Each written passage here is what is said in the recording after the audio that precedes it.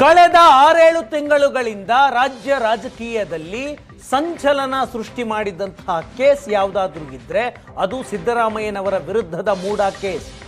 ರಾಜ್ಯದ ಇತಿಹಾಸದಲ್ಲಿ ಒಬ್ಬ ಸಿಟ್ಟಿಂಗ್ ಸಿಎಂ ವಿರುದ್ಧ ಗಂಭೀರವಾದಂತಹ ಆರೋಪ ಬಂತು. ಅಧಿಕಾರ ದುರ್ಬಳಕೆ ಮಾಡಿಕೊಂಡು 14 ಸೈಟ್ಗಳನ್ನು ಅಕ್ರಮವಾಗಿ ತಮ್ಮ ಪತ್ನಿಗೆ ಲಾಭವಾಗುವಂತೆ ಸಿದ್ದರಾಮಯ್ಯನವರು ಮಾಡಿದ್ದಾರೆ ಅನ್ನೋದು ಆರೋಪ.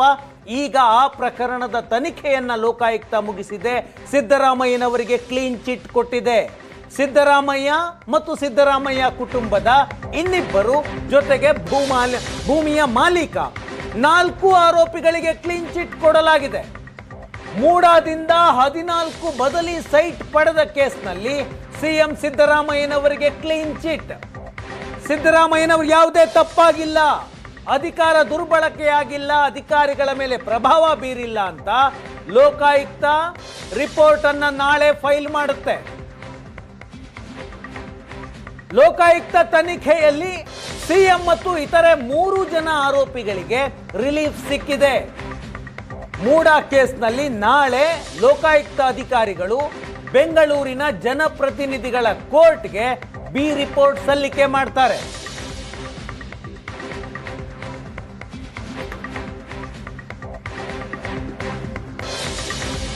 ಕ್ಲೀನ್ ಚಿಟ್ ಕೊಟ್ಟಂತಹ ಲೋಕಾಯುಕ್ತ ಈಗ ದೂರುದಾರ ಸ್ನೇಹಮಯಿ ಕೃಷ್ಣಗೆ ಒಂದು ನೋಟಿಸ್ ಕೊಟ್ಟಿದೆ.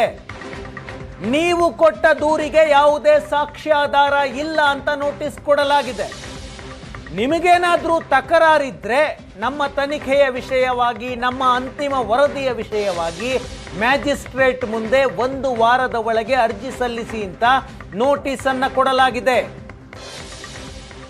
1 ವಾರದಲ್ಲಿ ಕೋರ್ಟ್ಗೆ ಹಾಜರಾಗಿ ತಕರಾರು ಸಲ್ಲಿಸಬಹುದು ಅಂತ ಸ್ನೇಹಮಯಿ ಕೃಷ್ಣ ಈ ಕೇಸ್ನ ದೂರುದಾರ ಅವರಿಗೆ ನೋಟಿಸ್ ಅನ್ನು ಕೊಟ್ಟಿದೆ ಲೋಕಾಯುಕ್ತ. ಕಳೆದ ವರ್ಷ ಜೂನ್ನಲ್ಲಿ ಆರಂಭವಾದಂತಹ ಪ್ರಕರಣ ಇದು. ಆಗಿನಿಂದ ಈಗಿನವರೆಗೆ ನಿರಂತರವಾದ ಕಾನೂನು ಹೋರಾಟಗಳಾದವು. ತನಿಖೆಗೆ ಸಂಬಂಧಪಟ್ಟಂತೆ ಹೈಕೋರ್ಟ್ನಲ್ಲಾಯಿತು, ಜನಪ್ರತಿನಿಧಿಗಳ ಕೋರ್ಟ್ನಲ್ಲಿ. ಇದೆಲ್ಲವೂ ಮುಗಿದು ಈಗ ಲೋಕಾಯುಕ್ತ ಕ್ಲೀನ್ ಚಿಟ್ ಕೊಟ್ಟಿದೆ ಸಿದ್ದರಾಮಯ್ಯನವರಿಗೆ. ನಾಳೆ ಅಧಿಕೃತವಾಗಿ ಒಂದು ಬಿ ರಿಪೋರ್ಟ್ ಅನ್ನ ಸಲ್ಲಿಕೆ ಮಾಡಲಾಗುತ್ತೆ. ಯಾವುದೇ ಒಂದು ಕ್ರಿಮಿನಲ್ ಕೇಸ್ ಇರಲಿ 3 ರೀತಿಯ ರಿಪೋರ್ಟ್ಗಳನ್ನು ಕೋರ್ಟ್ಗೆ ಸಲ್ಲಿಸಲಾಗುತ್ತೆ ತನಿಖಾ ಸಂಸ್ಥೆಗಳು. ಒಂದು ಚಾರ್ಜ್ ಶೀಟ್ ಅಂದರೆ ಯಾವುದೇ ದೂರಿಗೆ ಸೂಕ್ತ ಸಾಕ್ಷಿ ಸಿಕ್ಕು ಆರೋಪ ಪೊಲೀಸರ ತನಿಖೆಯಲ್ಲಿ ಸಾಬೀತಾದರೆ ಆಗ ಚಾರ್ಜ್ ಶೀಟ್ ಅನ್ನ ಮಾಡಲಾಗುತ್ತೆ. ಆರೋಪ ಪಟ್ಟಿ, ದೋಷಾರೋಪ ಪಟ್ಟಿ ಅಂತ ಕರೀತಾರೆ ಕನ್ನಡದಲ್ಲಿ. ದೂರಿನಲ್ಲಿರುವಂತಹ ಯಾವ ಆರೋಪಗಳಿಗೂ ಸಾಕ್ಷ್ಯ ಸಿಗಲಿಲ್ಲ ಅಂದರೆ, ಪೊಲೀಸರಿಗೆ ಸಾಕ್ಷ್ಯ ಸಿಗಲಿಲ್ಲ ಅಂದ್ರೆ ಆಗ ಬಿ ರಿಪೋರ್ಟ್ ಸಲ್ಲಿಸಲಾಗುತ್ತೆ. ಈಗ ಬಿ ರಿಪೋರ್ಟ್ ಅನ್ನ ಸಲ್ಲಿಕೆ ಮಾಡೋದಕ್ಕೆ ಲೋಕಾಯುಕ್ತ ಸಿದ್ಧತೆಯನ್ನ ಮಾಡಿಕೊಳ್ಳಲಾಗಿದೆ. ಈ ಕೇಸ್ನಲ್ಲಿ ಏನೇನೂ ಇಲ್ಲ, ಈ ಕೇಸ್ನಲ್ಲಿ ಮೆರಿಟೇ ಇಲ್ಲ ಅಂದಾಗ ಪೊಲೀಸರು ಸಿ ರಿಪೋರ್ಟ್ ಮಾಡಿ ಕೇಸನ್ನು ಕ್ಲೋಸ್ ಮಾಡ್ತಾರೆ. ಸಿದ್ದರಾಮಯ್ಯನವರ ಪ್ರಕರಣದಲ್ಲಿ ಬಿ ರಿಪೋರ್ಟ್ ಅನ್ನ ಸಲ್ಲಿಕೆ ಮಾಡಲಾಗಿದೆ. ಈ ಪ್ರಕರಣದಲ್ಲಿ ಲೋಕಾಯುಕ್ತ ಹೇಳೋದೇನು? ಸಾಕ್ಷ್ಯ ಇಲ್ಲ ಅಂತ. ಮೊದಲಿಗೆ ಈ ಪ್ರಕರಣದಲ್ಲಿ ಯಾರ್ಯಾರು ಆರೋಪಿಗಳಿದ್ರು ಅಂತ ನೋಡಿ. ಸಿದ್ದರಾಮಯ್ಯ, ಈ ರಾಜ್ಯದ ಮುಖ್ಯಮಂತ್ರಿಗಳು, ಅವರೇ ಮೊದಲನೇ ಆರೋಪಿ.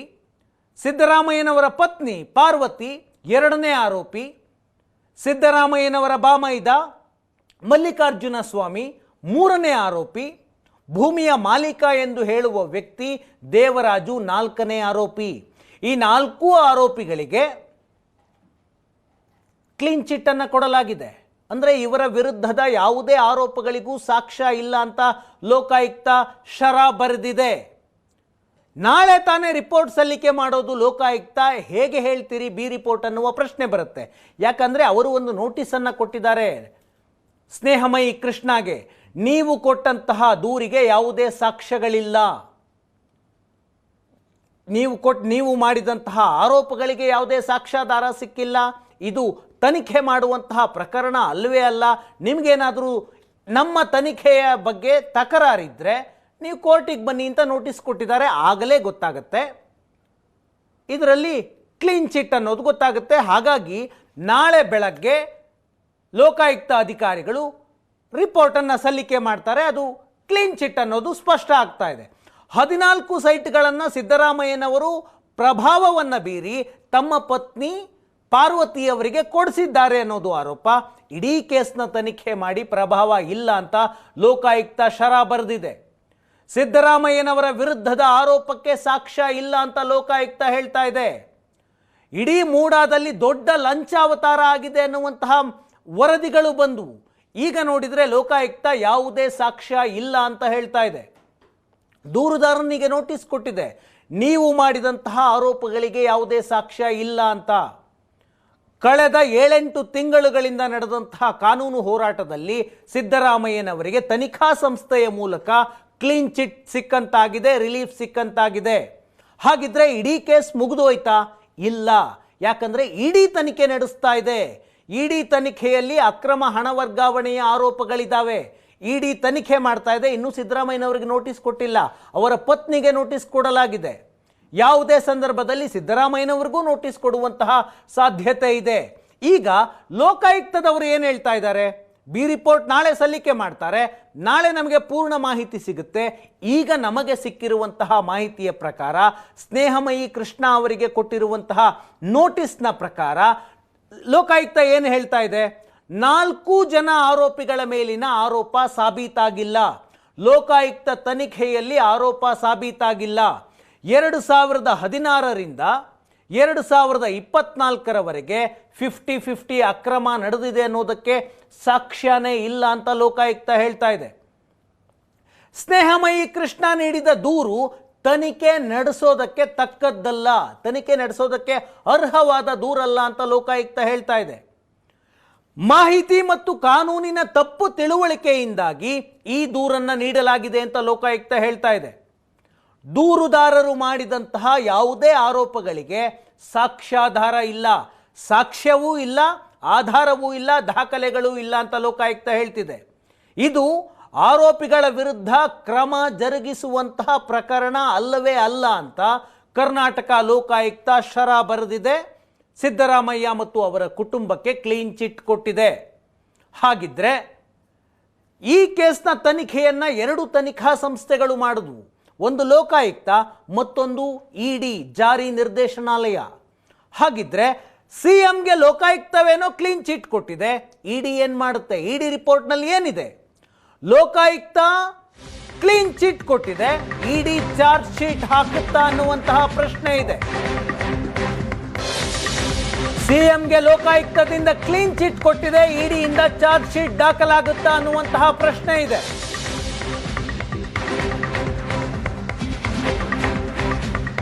ಸಿದ್ದರಾಮಯ್ಯ ಅಧಿಕಾರ ದುರ್ಬಳಕೆಯನ್ನ ಮಾಡಿಕೊಂಡಿದ್ದಾರೆ ಅಂತ ಇಡಿ ತಮ್ಮ ತನಿಖೆಯಲ್ಲಿ ಹೇಳ್ತಾ ಇದೆ. ಒಂದೇ ಪ್ರಕರಣವನ್ನ 2 ತನಿಖಾ ಸಂಸ್ಥೆಗಳು ಬೇರೆ ಬೇರೆ ರೀತಿಯಾಗಿ ತನಿಖೆ ಮಾಡಿದ್ದಾವೆ. ಲೋಕಾಯುಕ್ತದ ಪ್ರಕಾರ ಸಾಕ್ಷ್ಯ ಇಲ್ಲ, ಜಾರಿ ನಿರ್ದೇಶನಾಲಯದ ಪ್ರಕಾರ ಸಾಕ್ಷ್ಯ ಇದೆ. ಒಂದೇ ಪ್ರಕರಣ, 2 ತನಿಖಾ ಸಂಸ್ಥೆಗಳು, 2 ವಿಭಿನ್ನ ರಿಪೋರ್ಟ್ಗಳು. ಅಕ್ರಮವಾಗಿ ಸಿಎಂ ಸಿದ್ದರಾಮಯ್ಯ ಸೈಟ್ ಪಡೆದಿದ್ದಾರೆ ಅಂತ ಇಡಿ ಅಧಿಕಾರಿಗಳು ತಮ್ಮ ವರದಿಯಲ್ಲಿ 2 ಬಾರಿ ಹೇಳಿದ್ದಾರೆ. ಹಾಗಿದ್ರೆ ತನಿಖೆ ಸಮರ್ಪಕವಾಗಿ ನಡೆದಿದೆಯಾ, ಅಥವಾ ಲೋಕಾಯುಕ್ತ ಅಧಿಕಾರಿಗಳು ಸಿದ್ದರಾಮಯ್ಯನವರ ವಿರುದ್ಧ ಕ್ಲೀನ್ ಚಿಟ್ ಕೊಡುವ ಉದ್ದೇಶದಿಂದಲೇ ತನಿಖೆ ಮಾಡಿದ್ರ ಅನ್ನುವ ಬಿಜೆಪಿಯ ಆರೋಪಗಳಿದಾವಲ್ಲ, ಅದಕ್ಕೆ ಪೂರಕವಾದಂಥ ಲೋಕಾಯುಕ್ತ ರಿಪೋರ್ಟನ್ನು ಸಲ್ಲಿಕೆ ಮಾಡಿದ್ಯಾ ಅನ್ನುವಂತಹ ಪ್ರಶ್ನೆ ಬರುತ್ತೆ. ಒಂದೇ ಕೇಸು, 2 ತನಿಖಾ ಸಂಸ್ಥೆಗಳು, ಅವರಿಗೆ ಸಾಕ್ಷ್ಯ ಸಿಕ್ಕಿಲ್ಲ, ಇವರಿಗೆ ಸಾಕ್ಷ್ಯ ಸಿಕ್ಕಿದೆ.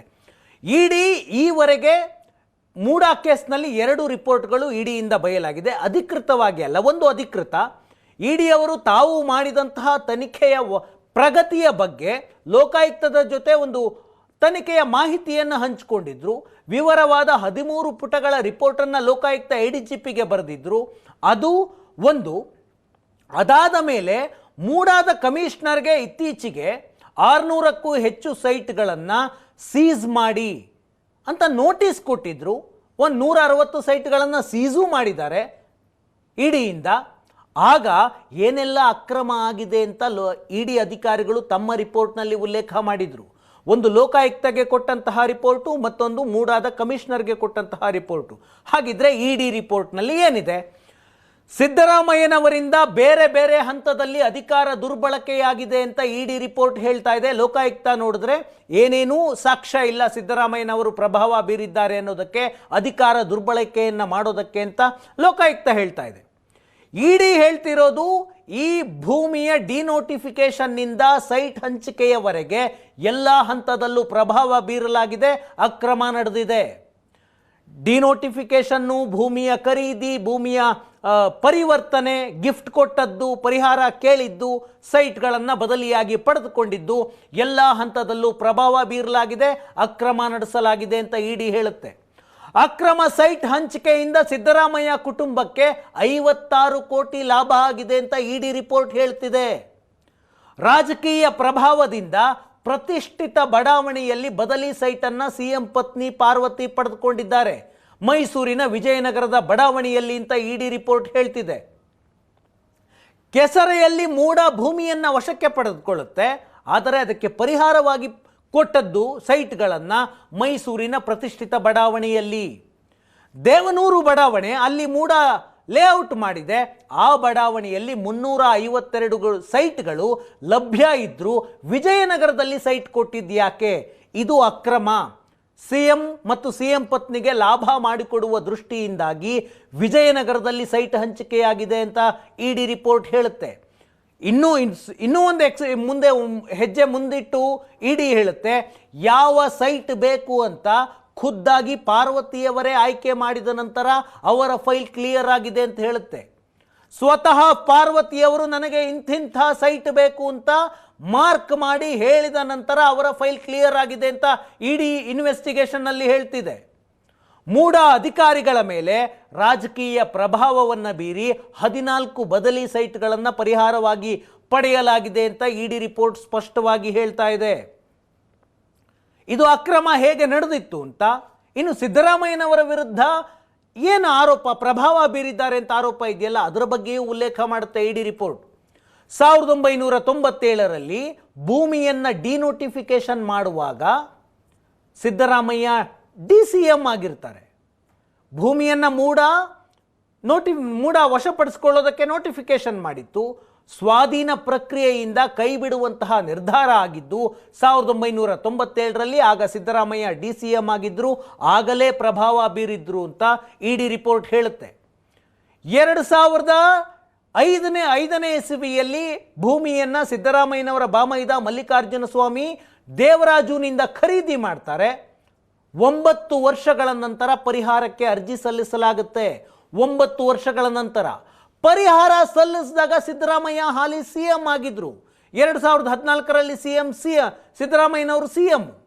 2005ರಲ್ಲಿ ಭೂಮಿಯನ್ನು ಖರೀದಿ ಮಾಡಿ 2014ರವರೆಗೆ ಪರಿಹಾರವನ್ನು ಕೋರದೆ ಸುಮ್ಮನೆ ಇದ್ದದ್ಯಾಕೆ ಪಾರ್ವತಿಯವರು? ಸಿದ್ದರಾಮಯ್ಯನವರು ಸಿಎಂ ಆದ ನಂತರ ಪರಿಹಾರಕ್ಕೆ ಅರ್ಜಿಯನ್ನು ಸಲ್ಲಿಕೆ ಮಾಡಿದ್ದಾರೆ. ಇದು ಪ್ರಭಾವ ಅಂತ ಇಡಿ ಹೇಳುತ್ತೆ. 2021 ಪಾರ್ವತಿಯವರಿಗೆ 14 ಸೈಟ್ಗಳು ಹಂಚಿಕೆಯಾದಂತಹ ವರ್ಷ.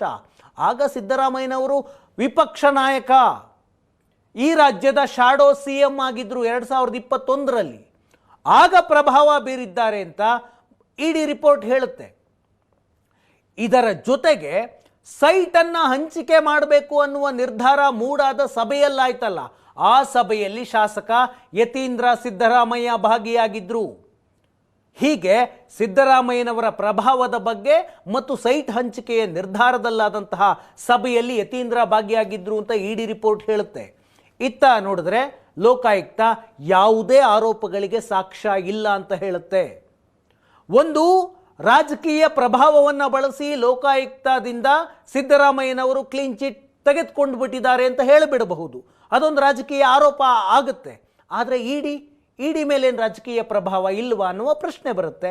ಇಡಿ BJP ನೇತೃತ್ವದ ಕೇಂದ್ರ ಸರ್ಕಾರದ ಪ್ರಭಾವದ ಮೂಲಕ ತನಿಖೆ ಮಾಡ್ತಾ ಇದೆ. ಹಾಗಾಗಿ ಅವರನ್ನು ಈ ಕೇಸ್ನಲ್ಲಿ ಸಿಲುಕಿಸೋದಕ್ಕೆ ಪ್ರಯತ್ನ ಮಾಡ್ತಾ ಇದೆ ಅಂತ ಕಾಂಗ್ರೆಸ್ನವರು ಆರೋಪ ಮಾಡ್ತಾರೆ. ಹೇಗೆ BJPಯವರು ಲೋಕಾಯುಕ್ತವನ್ನು ದೂರ್ತಾರೋ ಅದೇ ರೀತಿ ಕಾಂಗ್ರೆಸ್ನವರು ಇಡಿಯನ್ನು ದೂರ್ತಾರೆ. ವಿರೋಧ ಪಕ್ಷಗಳ ನಾಯಕರನ್ನು ದಾಳವಾಗಿ ಬಳಸಿಕೊಂಡು ಅವರ ವಿರುದ್ಧ ಸುಳ್ಳು ಕೇಸ್ ಹಾಕ್ತಾರೆ, ಸುಳ್ಳು ತನಿಖೆ ಮಾಡ್ತಾರೆ ಅಂತ ಕಾಂಗ್ರೆಸ್ ಕೂಡ ಡಿಫೆಂಡ್ ಮಾಡ್ಕೊಳ್ತಾ ಇದೆ. ಹಾಗಿದ್ರೆ ಕೋರ್ಟ್ ಏನು ಹೇಳಿದೆ ಈ ಕೇಸ್ನಲ್ಲಿ? ಇಡೀ ಪ್ರಕರಣವನ್ನು ರಾಜ್ಯಪಾಲರು ತನಿಖೆ ಮಾಡಿ ಅಂತ ಒಪ್ಪಿಗೆ ಕೊಟ್ಟಿದ್ದೇ ತಪ್ಪು ಅಂತ ಸಿದ್ದರಾಮಯ್ಯನವರು ಹೈಕೋರ್ಟ್ಗೆ ಹೋಗಿದ್ರಲ್ಲ. ಆಗ ಹೈಕೋರ್ಟ್ ಏನು ಹೇಳ್ತು? ಹೈಕೋರ್ಟ್ನ ಆದೇಶದಲ್ಲಿ ಇಡೀ ಕೇಸ್ನ ಬಗ್ಗೆ ಒಂದು ಸ್ಪಷ್ಟ ಅಭಿಪ್ರಾಯವನ್ನು ಕೊಡಲಾಗಿತ್ತು. ನಾಗಪ್ರಸನ್ನ ನೇತೃತ್ವದ ಏಕಸದಸ್ಯ ಪೀಠ ಆ ಆದೇಶದಲ್ಲಿ ಏನಿದೆ ಅದೊಂದು ವಿವರವಾಗಿ ಹೇಳ್ತೀನಿ. ನಾಗಪ್ರಸನ್ನ ನೇತೃತ್ವದ ಹೈಕೋರ್ಟ್ನ ಏಕಸದಸ್ಯ ಪೀಠ ಹೇಳುತ್ತೆ, ಸಿಎಂ ಮತ್ತು ಇತರ ಹುದ್ದೆಯಲ್ಲಿದ್ದಾಗ ಮೇಲ್ನೋಟಕ್ಕೆ ಅಧಿಕಾರದ ದುರ್ಬಳಕೆ ಸ್ಪಷ್ಟವಾಗಿ ಆಗಿದೆ ಅಂತ ಹೈಕೋರ್ಟ್ ತಮ್ಮ ಆದೇಶದಲ್ಲಿ ಉಲ್ಲೇಖ ಮಾಡ್ತಾರೆ. ಅಧಿಕಾರದಲ್ಲಿರುವವರು ಪರೋಕ್ಷವಾಗಿ ಪ್ರಭಾವ ಬೀರಿದ್ದಕ್ಕೆ ಈ ಪ್ರಕರಣ ಉದಾಹರಣೆ ಅಂತ ಹೈಕೋರ್ಟ್ ಹೇಳಿತ್ತು. ಮೈಸೂರಿಂದ 40 ಕಿಲೋಮೀಟರ್ ದೂರದಲ್ಲಿ ಜಮೀನು ಕೊಡ್ತಾರೆ, ನಗರದ ಮಧ್ಯೆ ಸೈಟನ್ನು ಪರಿಹಾರವಾಗಿ ಪಡೆದಿದ್ದಾರೆ, ಇದರಲ್ಲಿ ಅನುಮಾನ ಇದೆ ಅಂತ ಹೈಕೋರ್ಟ್ ಹೇಳಿತ್ತು. ಹೈಕೋರ್ಟ್ ಇನ್ನೂ ಒಂದು ಹೆಜ್ಜೆ ಮುಂದೆ ಹೋಗಿ ಹೇಳುತ್ತೆ, ಸಿದ್ದರಾಮಯ್ಯನವರ ಪತ್ನಿ ಪರಿಹಾರವನ್ನು ಪಡೆಯುವುದೇ ಆಗಿದ್ದರೆ 2 ಸೈಟ್ ಪಡಿಬೇಕಾಗಿತ್ತು. 2 ಸೈಟ್ಗಳನ್ನು ಪಡೆಯುವ ಜಾಗದಲ್ಲಿ 14 ಸೈಟ್ಗಳನ್ನು ಸಿದ್ದರಾಮಯ್ಯನವರ ಪತ್ನಿ ಪಾರ್ವತಿ ಪರಿಹಾರವಾಗಿ ಪಡೆದಿದ್ದಾರೆ ಅಂತ ಹೈಕೋರ್ಟ್ ಹೇಳಿತ್ತು. ಕೆಸರೆ ಗ್ರಾಮದ ಬೇರೊಬ್ಬ ವ್ಯಕ್ತಿಗೆ ಈ ರೀತಿಯಾಗಿ ಬದಲಿ ಸೈಟನ್ನು ಕೊಟ್ಟಂತಹ ಉದಾಹರಣೆಯೇ ಇಲ್ಲ ಅಂತ ಹೈಕೋರ್ಟ್ ಹೇಳ್ತು. ಕೆಸರೆ ಗ್ರಾಮದಲ್ಲಿ ತುಂಬ ಜಮೀನನ್ನು ವಶಕ್ಕೆ ಪಡೆಯಲಾಗಿತ್ತು. ಅಲ್ಲಿರುವ ಯಾವ ವ್ಯಕ್ತಿಗೂ ಮೈಸೂರಿನ ಐಷಾರಾಮಿ ಏರಿಯಾ, ಪ್ರತಿಷ್ಠಿತ ಏರಿಯಾದಲ್ಲಿ ಬದಲಿ ಸೈಟ್ ಕೊಟ್ಟಿರಲಿಲ್ಲ, ಸಿದ್ದರಾಮಯ್ಯನವರ ಪತ್ನಿಗೆ ಕೊಡಲಾಗಿತ್ತು ಅಂತ ಹೈಕೋರ್ಟ್ ಉಲ್ಲೇಖ ಮಾಡಿತ್ತು. ಸಿಎಂ ಮೇಲೆ 56 ಕೋಟಿ ಲಾಭ ಪಡೆದ ಆರೋಪ ಬಂದಾಗ ತನಿಖೆ ಅವಶ್ಯಕವಾಗಿ ಆಗಬೇಕು, ನಿಸ್ಸಂದೇಹವಾಗಿ ಆಗಬೇಕು ಅಂತ ಹೈಕೋರ್ಟ್ ಹೇಳಿತ್ತು. ಯಾವುದೋ ಅಪರಿಚಿತ ವ್ಯಕ್ತಿಗೆ ಲಾಭ ಆಗಿಲ್ಲ, ಪ್ರಭಾವಿ ವ್ಯಕ್ತಿ ಸಿಎಂ ಅವರ ಪತ್ನಿಗೆ ಲಾಭ ಆಗಿದೆ. ಅರ್ಜಿದಾರರ ಪತ್ನಿ 56 ಕೋಟಿಯ 14 ಸೈಟ್ಗಳ ಮಾಲಕಿ ಎನ್ನುವ ಹೆಮ್ಮೆಯಲ್ಲಿದ್ದಾರೆ ಅಂತ ಪಾರ್ವತಿಯವರನ್ನು ಉಲ್ಲೇಖ ಮಾಡಿ ಹೈಕೋರ್ಟ್ ಹೇಳ್ತು. ಇಷ್ಟು ಪ್ರಮಾಣದಲ್ಲಿ ಪರಿಹಾರವನ್ನು ಪಡೆದ ರೀತಿ ಕೋರ್ಟ್ನ ಪ್ರಜ್ಞೆಗೆ ಆಘಾತ ತರಿಸುತ್ತೆ ಅಂತ ಹೈಕೋರ್ಟ್ ಹೇಳ್ತು. ಇಷ್ಟೆಲ್ಲ ಆದೇಶದಲ್ಲಿ ಉಲ್ಲೇಖ ಆದ ನಂತರ ಪ್ರಕರಣ ಲೋಕಾಯುಕ್ತ ತನಿಖೆಗೆ ಹೋಗುತ್ತೆ. ಇವತ್ತು ಲೋಕಾಯುಕ್ತ ಹೇಳ್ತಾ ಇದೆ, ಇಡೀ ಪ್ರಕರಣದಲ್ಲಿ ಸಿದ್ದರಾಮಯ್ಯನವರ ವಿರುದ್ಧ ಯಾವುದೇ ಸಾಕ್ಷ್ಯಾಧಾರ ಇಲ್ಲ, ತಪ್ಪು ಮಾಹಿತಿಯಿಂದ ದೂರುದಾರರು ಕಂಪ್ಲೇಂಟನ್ನು ಕೊಟ್ಟಿದ್ದಾರೆ ಅಂತ. ಹಾಗಿದ್ರೆ ಈ ಪ್ರಕರಣ ಇಲ್ಲಿಗೆ ನಿಲ್ಲುತ್ತಾ? ದೂರುದಾರ ಸ್ನೇಹಮಯಿ ಕೃಷ್ಣ ಸುಪ್ರೀಂ ಕೋರ್ಟ್ಗೆ ಮೊರೆ ಹೋಗಬಹುದು, ಅಥವಾ ಲೋಕಾಯುಕ್ತ ತನಿಖೆ ಸರಿಯಾಗಿಲ್ಲ, CBIಯಿಂದನೇ ಆಗಬೇಕು ಅಂತ ಕಾನೂನು ಹೋರಾಟ ಮಾಡುವ ಸಾಧ್ಯತೆ ಇದೆ. ಒಂದು ಪುಟ್ಟ ಬ್ರೇಕ್ ತೆಗೆದುಕೊಳ್ತೀನಿ. ಬ್ರೇಕ್ನ ನಂತರ ಮತ್ತಷ್ಟು ಸುದ್ದಿ. ಜಗತ್ತಿನಲ್ಲಿ ಅತ್ಯಂತ ಉನ್ನತವಾದವನಾಗಿರಲು ಏನೆಲ್ಲ ಅಗತ್ಯ?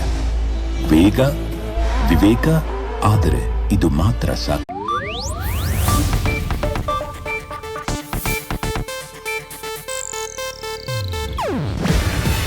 ಇದು ಏಷ್ಯಾನೆಟ್ ನ್ಯೂಸ್ ನೆಟ್ವರ್ಕ್ ಪ್ರಸ್ತುತಿ. ನೀವು ನೋಡ್ತಿದ್ದೀರಾ ಏಷ್ಯಾನೆಟ್ ಸುವರ್ಣ ನ್ಯೂಸ್.